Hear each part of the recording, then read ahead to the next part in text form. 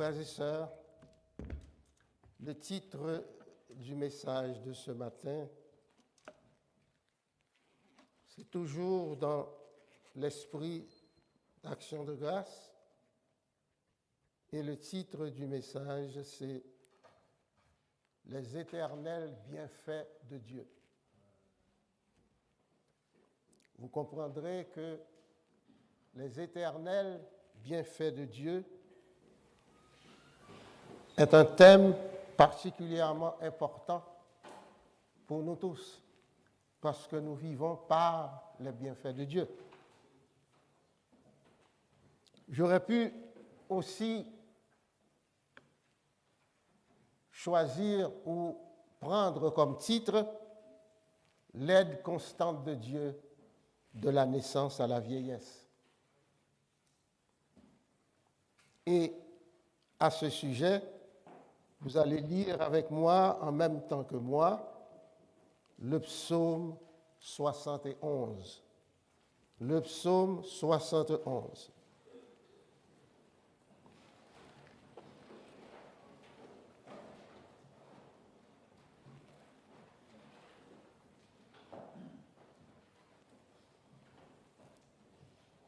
Éternel, je cherche en toi mon refuge, que jamais je ne sois confondu.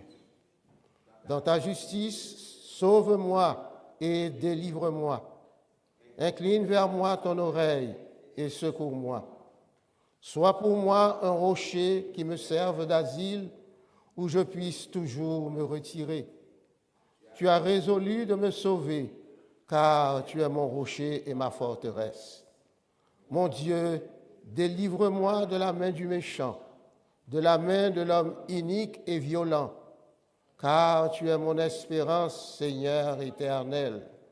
En toi je me confie dès ma jeunesse.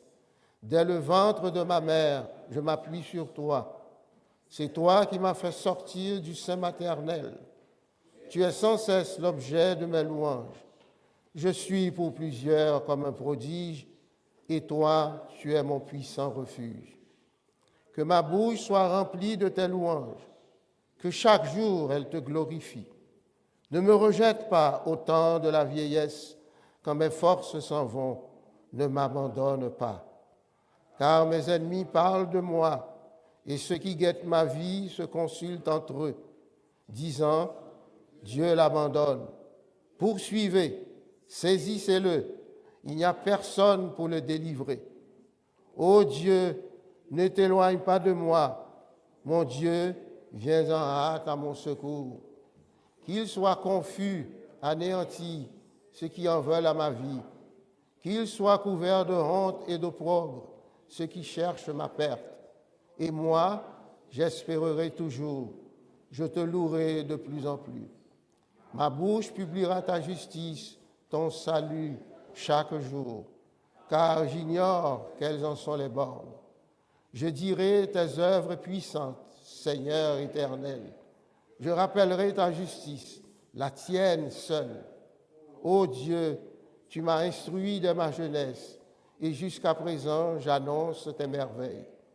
Ne m'abandonne pas, ô Dieu, même dans la blanche vieillesse, afin que j'annonce ta force à la génération présente, ta puissance à la génération future. Ta justice, ô Dieu, atteint jusqu'au ciel. Tu as accompli de grandes choses, ô Dieu. Qui est semblable à toi? Tu nous as fait éprouver bien des détresses et des malheurs, mais tu nous redonneras la vie. Tu nous feras remonter des abîmes de la terre. Relève ma grandeur, console-moi de nouveau, et je te louerai au son du luth. Je chanterai ta fidélité, mon Dieu. Je te célébrerai avec la harpe, Saint d'Israël. En te célébrant, j'aurai la joie sur les lèvres, la joie dans mon âme que tu as délivrée. Ma langue chaque jour publiera ta justice, car ceux qui cherchent ma perte sont honteux et confus. Parole sacrée du Seigneur. Eh bien, frères et sœurs, c'est vraiment la semaine d'action de grâce. Nous avons prié, nous avons chanté, nous avons dansé, nous avons loué et nous savons que Dieu nous entend et qu'il nous voit. Notre Dieu, c'est le Dieu, pas un Dieu, mais le Dieu d'amour et de justice. C'est l'essence même de notre équilibre spirituel pour tous ceux qui croient en lui. Il est impossible, frères et sœurs, de compter les bienfaits de Dieu. Ils sont si nombreux, ils sont divers, ils sont surprenants. Quand nous prenons conscience que notre Dieu nous a fait grâce. Il est impossible de les compter, les bienfaits, de les chiffrer, si vous voulez, parce que les grâces, les bénédictions, les bienfaits que Dieu a répandus sur nous et qu'il est encore en train de répandre sont tellement nombreux, efficaces, vrais. Et si on me demandait de compter les bienfaits, j'aurais préféré qu'on me demande de compter les étoiles. Je ne pourrais faire ni l'un ni l'autre. L'action de grâce, c'est des remerciements qu'on adresse à Dieu pour un bienfait. Que de fois, Dieu nous a sauvés, Dieu nous a épargnés, et nous n'en sommes même pas conscients. Si je voulais demander à chaque personne ici, chaque chrétien, de dire combien de fois Dieu l'a béni, je suis certain qu'il serait incapable de répondre à cette question. Et moi non plus, si je me posais cette même question-là. Ce que Dieu veut, par action de grâce, Dieu veut que nous lui adressons des remerciements. Nous ne devons pas prendre les bienfaits, les bénédictions ou les grâces comme étant acquis. Parce que nous ne savons pas quand est-ce que Dieu exerce sur nous ce bienfait. Dieu exerce sur nous toutes sortes de bienfaits par toutes sortes de moyens. À travers nos enfants, nos petits-enfants, dans notre travail, à l'école, à la maison.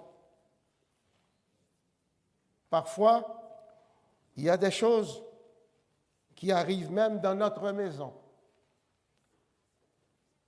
Et nous n'arrivons pas à comprendre en réalité ce qui s'est passé. Un ami est couché dans son lit, profond sommeil, et sans savoir pourquoi, il y a un morceau du plafond qui se détache et qui tombe à côté du lit. Ça, c'est le travail de Satan. Parce que lui, il cherche à nous avoir par tous les moyens possibles. Satan nous attaque de toutes sortes de façons. Satan peut nous mettre en colère pour une peccadille. Mais Satan sait aussi que s'il arrive à nous mettre en colère, la suite sera encore fâcheuse et sera à ses bénéfices. Depuis la création et la désobéissance, Dieu n'a pas cessé de nous pardonner, frères et sœurs. Pour quelle raison? Afin de pouvoir nous garder comme enfants de Dieu et nous permettre du même coup de savourer son amour. Ézéchias était atteint d'une maladie mortelle. Et il avait prié l'Éternel. Et l'Éternel lui adressa la parole. Et l'Éternel lui accorda un signe. Mais Ézéchias ne répondit pas au bienfait. N'allons pas commencer à blâmer Ézéchias. Peut-être que nous aurions fait la même chose. Parce que la mémoire est une faculté qui oublie, mais qui n'oublie pas tout. Alors donc, Ézéchias ne répondit pas au bienfait qu'il avait reçu, et par conséquent, Satan était content parce que le cœur d'Ézéchias était devenu orgueilleux.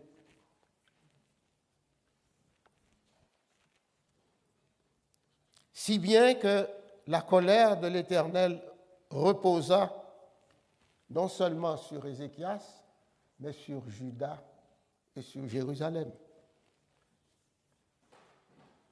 Alors, que fait Ézéchias? Vous le verrez dans le livre d'Ézéchias, justement. Que fait Ézéchias? Il s'humilia. Il a eu, par Dieu lui-même, l'intelligence que Dieu lui a proclamée, que Dieu lui a donnée, pour qu'il pût s'humilier lui-même. Alors donc, il s'humilia de son orgueil, et en même temps, les habitants de Jérusalem firent la même chose, de sorte que la colère de l'Éternel s'apaisa. S'apaisa non pas seulement sur Ézéchias, mais sur son peuple.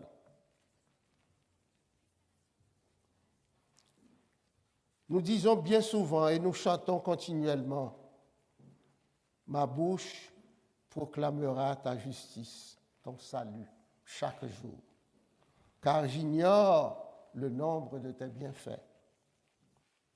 Je raconterai tes hauts faits. » C'est pour ça que Jésus nous demande de publier, d'aller annoncer la bonne nouvelle. Il y aura toujours des gens à ne pas y croire, comme aujourd'hui. La guerre est dans le monde à différents endroits de la terre.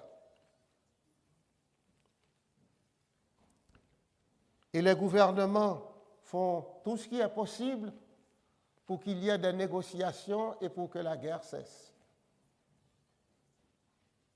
Mais au lieu de s'arrêter, la guerre semble prendre des chemins encore plus tortueux, plus périlleux. Quand on entend chaque jour dans les nouvelles des centaines et des centaines de personnes qui meurent, y compris les enfants, les vieillards, les hôpitaux, les écoles. Et la guerre va continuer. Et la guerre continue.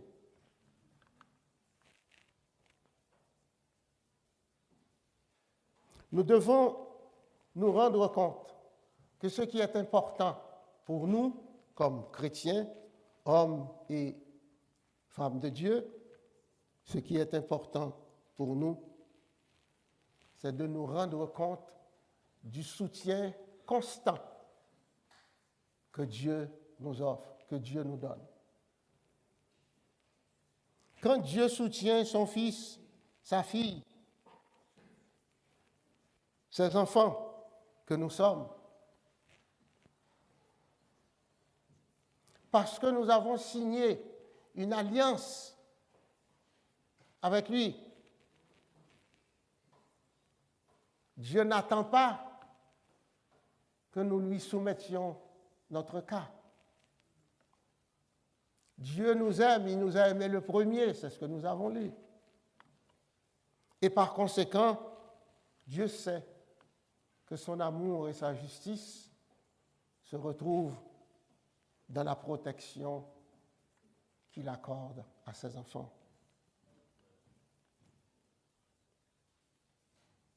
L'espoir que nous plaçons en lui nous permet de persévérer.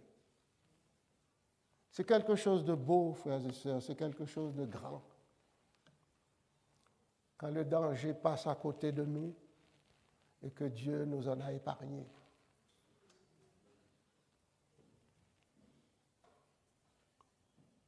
Très souvent, quand ça arrive, le chrétien va se mettre à genoux et va dire au Seigneur, merci, parce que je suis convaincu que c'est par toi que le malheur n'est pas venu jusqu'à moi.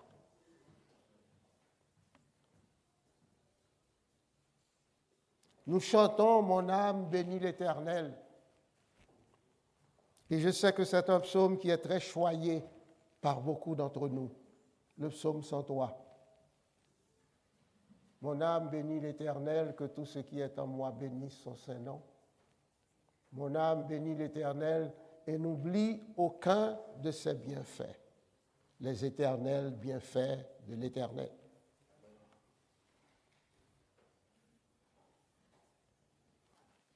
David, dans ce psaume, est en train de nous dire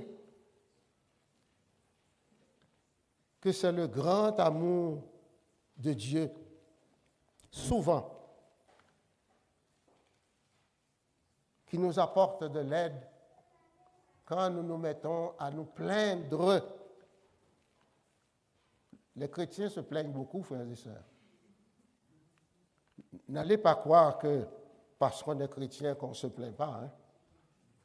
Les chrétiens se plaignent beaucoup, surtout lorsque le chrétien pense que ce que bon Dieu devait faire pour lui, il ne doit pas attendre, il doit le faire tout de suite.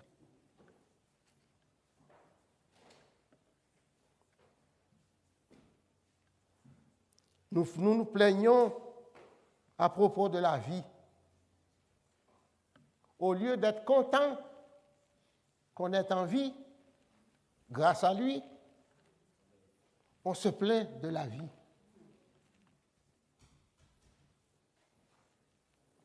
Et pourtant, les sujets de louange ne manquent pas. Nous prions à tout moment, matin et soir, au cours de la journée, même en mangeant, la nourriture dans la bouche, mais en haut dans la tête, on dit à Dieu merci que nous sommes capables de manger chaque jour, 3 fois par jour, et pour les gourmands, 4-5 fois par jour.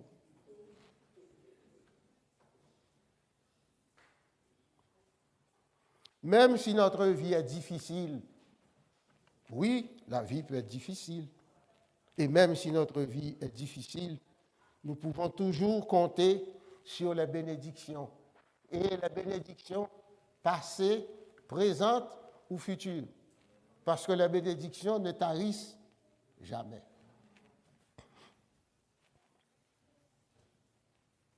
Son cœur est affermi. Il n'éprouve aucune crainte au point qu'il regarde ses affaires en face. Frères et sœurs, des enfants ou des petits-enfants,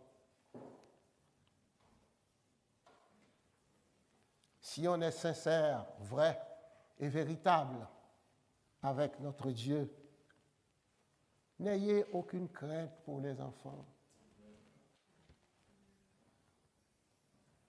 Ce n'est pas ce que vous allez laisser pour les enfants qui compte, mais c'est ce que vous leur donnez qui compte. N'ayez aucune crainte pour les enfants. Priez et vous verrez que notre Dieu lui trouvera un chemin glorieux.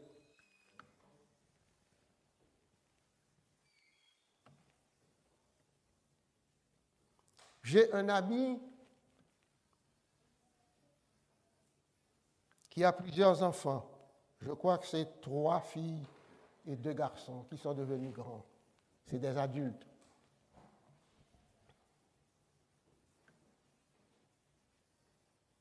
C'est un homme que je connais il y a des dizaines d'années. On avait étudié ensemble, etc. Et il a souffert énormément du fait que sa fille aînée n'est pas encore mariée. Il m'en a parlé et Dieu m'a permis de lui dire, mais qu'est-ce que vous avez à voir dans le mariage de votre fille? En quoi ça vous concerne, ça, le mariage de votre fille? Le mariage de votre fille ne vous appartient pas, mon ami. C'est Dieu qui décide. Elle peut aussi bien choisir quelqu'un et commettre un faux pas, tandis que Dieu, dans ses choix, ne fera jamais de faux pas.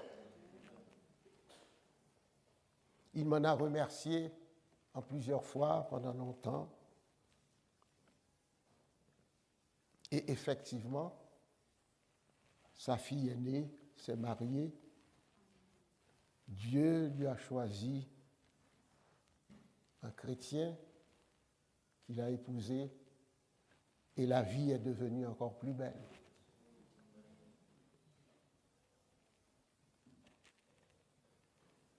Dieu distribue ses bienfaits, chers et sœurs. Il donne aux pauvres, tout comme il donne aux riches. Sa justice va toujours demeurer. Ne vous en faites pas si quelqu'un vous fait du mal. Ayez la sagesse de regarder et de prier. Il ne faut pas prier parce que quelqu'un vous ayant fait du mal. Il ne faut pas prier pour qu'en retour, du mal lui soit rendu. On est chrétien, ce n'est pas pour ça qu'on prie. On ne prie pas pour que malheur arrive à quelqu'un qui nous a fait mal. Si en priant, nous croyons que c'est des charbons ardents, comme dit la parole, je ne crois pas qu'il faut prier pour que vengeance arrive, parce que Dieu nous a dit, à moi la vengeance, à moi la rétribution. Suivre Dieu, je le sais, vous le savez comme moi, ce n'est pas une chose simple. Ça demande beaucoup d'abnégation, beaucoup de sacrifices, beaucoup de concessions, beaucoup d'amour et pas de haine. Jamais. On n'a pas le droit d'haïr. On n'a pas le droit de haïr qui que ce soit. Parce que la justice de Dieu demeure à toujours. Dieu sait, Dieu voit. Dieu sait, Dieu voit ce que l'autre vous a fait, ce que l'autre pense faire à ton enfant. Calme, tranquille, Dieu va accomplir son œuvre. Nous ne devons pas redouter non plus les mauvaises nouvelles. Nous désirons vivre sans peur, sans peur, parce que nous sommes des personnes qui savent très bien que nous ne sommes pas seuls. On n'est pas seul. Je crois que je ne suis pas seul. Si on marche avec la force de Dieu dans nos cœurs, dans nos pensées, on n'est pas seul. Parce que Dieu voit, Dieu prévoit. Demandez-moi qu'est-ce qui se passe dehors, mais je n'en sais rien, moi. Alors que Dieu sait ce qui se passe dehors et il sait 5 ans, 10 ans, 50 ans, 1000 ans d'avance ce qui va se passer. Lorsque, ma sœur, mon frère, lorsque tu crois qu'il s'occupe de vous vraiment,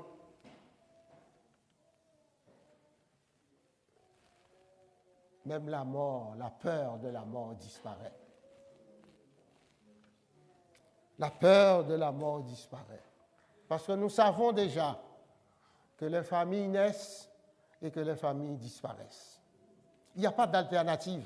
Et quand bien même il y aurait des alternatives, à la fin de l'alternative, il va falloir que la mort.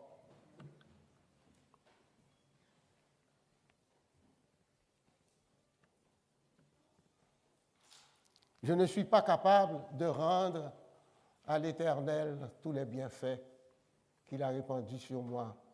Et je n'ai jamais pensé y arriver parce que je ne sais pas. Je sais bien une chose, c'est que chaque jour, quand je m'endors dans le sommeil de la mort et que je ne sais même pas que je suis en train de dormir, mais je sais qu'à mon réveil, qu'il est là, qu'il était là. Alors voilà pourquoi nous chantons, nous dansons à la maison, en conduisant, en travaillant. Tout d'un coup, il nous arrive de fredonner un cantique. Il y a des gens qui pensent qu'on n'est pas tout à fait.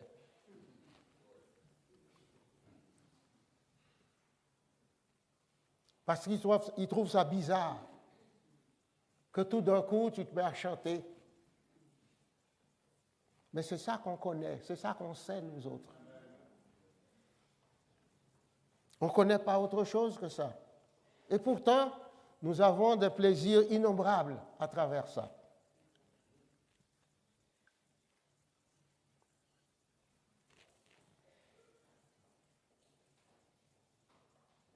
Je lèverai la coupe des délivrances. Je ferai appel au nom de l'Éternel. J'accomplirai mes vœux envers l'Éternel en présence de tout son peuple. Aux yeux de l'Éternel, la mort de ses fidèles a du prix, frères et sœurs. La mort du fidèle a du prix aux yeux de l'Éternel. N'oubliez pas qu'à son retour, c'est d'abord les morts en Jésus-Christ que Jésus-Christ va d'abord. Vous en savez comme moi, ce n'est pas moi qui le dis, c'est la parole. Et l'existence de la chose est si claire que quand quelqu'un me demande, mais Luckner, est-ce que tu penses que l'Éternel va te garder jusqu'à son retour? J'aimerais ça. Hein? J'aimerais ça. Nous aimerions tout ça. Mais je n'ai pas besoin de lui répondre, oui, que Dieu va me garder jusqu'à son retour. Mais Dieu est déjà en moi. Pour moi, son retour n'est pas incertain. C'est une certitude. C'est une certitude. L'autre ne le voit pas comme ça. Parce qu'il me répond, oui, mais ça c'est... Je dis oui, mais je ne peux pas vous discuter. Je ne peux pas vous disputer non plus. C'est une décision qui ne m'appartient pas. Moi, ce que j'ai fait, le Seigneur m'a appelé depuis mon jeune âge et je suis resté fidèle. Je m'en suis écarté parce que Dieu sait que nous sommes humains. Il le dit, la parole nous le dit. À un jeune âge, on se sent puissant, on se sent invaincu, invincible, pour nous apercevoir un peu plus tard qu'on n'est rien du tout. Qu'on n'est rien du tout.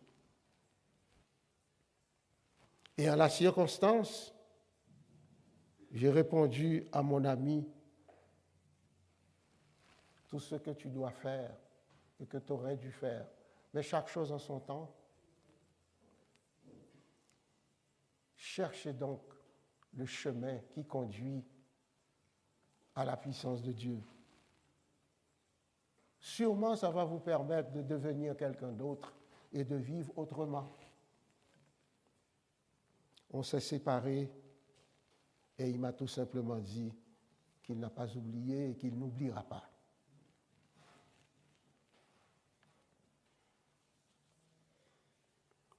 L'Éternel est notre assurance. C'est pour ça que la semaine d'action de grâce est là pour nous permettre de prendre conscience, riche ou pauvre, malheureux ou heureux, seul ou accompagné. Il y a une chose finalement qui compte dans la vie du chrétien, c'est la présence de son Dieu. Dieu s'identifie aux pauvres, comme Jésus. J'ai lu ça en Matthieu 25, au chapitre 25, qu'en tant que créateur, Dieu accorde de la valeur à chacun d'entre nous. Il n'y a pas un chrétien de nos jours qui va vivre en se disant « je vis pour rien ». Ça n'existe pas chez le chrétien. Tandis que les hommes et les femmes du monde, justement, ne vivent que pour le contraire. Pour le contraire. Ça ne peut pas arriver à un chrétien de passer toute une journée sans prier. C'est impossible, c'est impossible. Même si on ne met pas les genoux, même si on ne chante pas, mais on peut prier avec sincérité, avec dévouement, avec joie, avec ferveur, seul, n'importe où, quelque part, afin de dire à Dieu,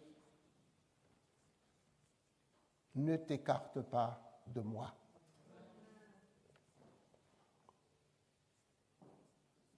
Je regarde et je vois que Balak, roi de Moab, avait des projets. Il s'était entretenu avec Balaam, le fils de Béor,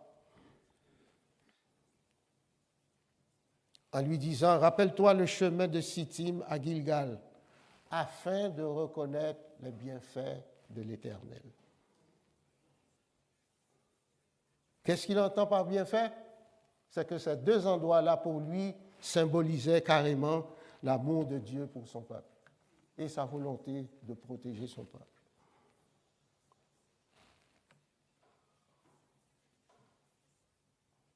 Avant que le temps ne me laisse tout seul, parmi les bienfaits de l'Éternel, il y en a un que j'ai appris et que je n'oublierai jamais.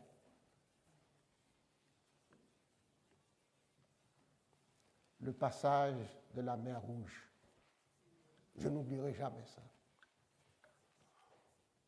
J'ai lu et j'ai compris que c'est un bienfait que personne au monde ne peut mettre de côté. Nous avons vu tout ce qu'avaient subi les Israélites en ce temps-là. Nous avons vu tout ça. Le passage de la mer Rouge, il y a un point qui retient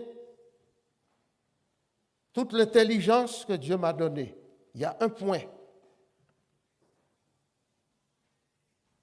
Comment Dieu a-t-il pu séparer la mer? L'homme fait beaucoup de progrès scientifiques. La Lune, On est en train de côtoyer Mars. On a des projets pour la fin du monde. Comment l'eau s'est séparée? Il n'y a pas de mur, il n'y a pas de cloison, il n'y a pas de bloc de béton. L'amont reste d'un côté et l'aval reste de l'autre côté.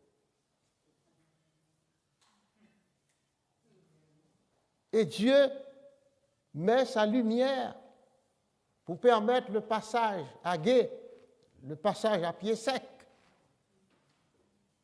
Cette lumière qui précède le peuple, on dit, ce n'est pas moi, mais j'ai lu qu'à cette époque-là, il y avait plus de 2 millions de personnes qui traversaient la mer Rouge, d'Israélites. Et il y avait même d'autres personnes qui étaient dans ce convoi.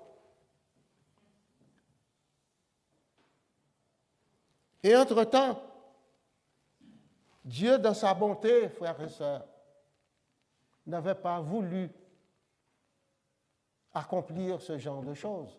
Parce que, rappelons-nous, il avait donné 10 avertissements à l'Égypte. Il leur avait donné l'avertissement. Il avait utilisé Moïse et Aaron pour aller dire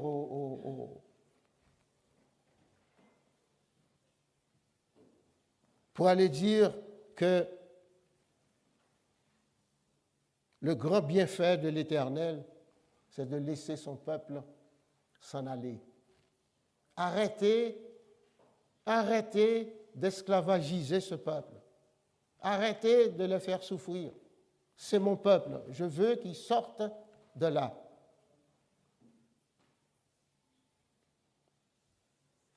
Il avait fait des promesses. À un moment donné, il a dû utiliser des moyens convaincants. Et malgré tout, les résultats ne sont pas venus.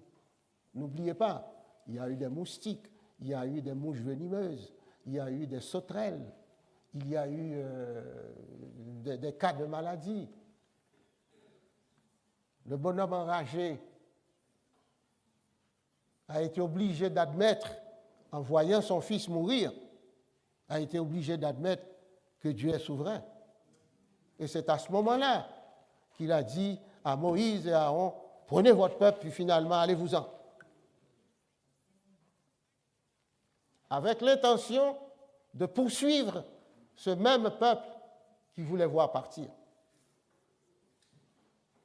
Dieu, dans sa puissance, il a mis une lumière en séparant l'eau, qui est non seulement un miracle, un prodige, mais quelque chose d'inaccessible à aucun homme sur terre. Dieu a mis une lumière en avant pour éclairer le passage de son peuple, et tandis que le méchant poursuivait le peuple, il met sa lumière en avant pour éclairer le passage, puis il met une flamme de feu en arrière pour arrêter. La témérité de l'homme l'a condamné aussi. Vous en savez le reste, hein? L'a condamné. Parce que quand il a essayé avec ses soldats, ses chars, ses cavaliers, tout ça, pour pouvoir rentrer dans la mer, nous savons ce qui est arrivé. Dieu les a laissés rentrer. Et quand l'eau s'est refermée, la messe est dite, frères et sœurs. C'est fini. C'est fini. Notre devoir à nous, en tant que chrétiens, nous servons le Seigneur avec les forces qu'il nous a données, mais nous nous disons chaque jour que quel que soit le problème qui nous confronte, l'amour de Dieu demeurera toujours. La paix soit avec nous tous.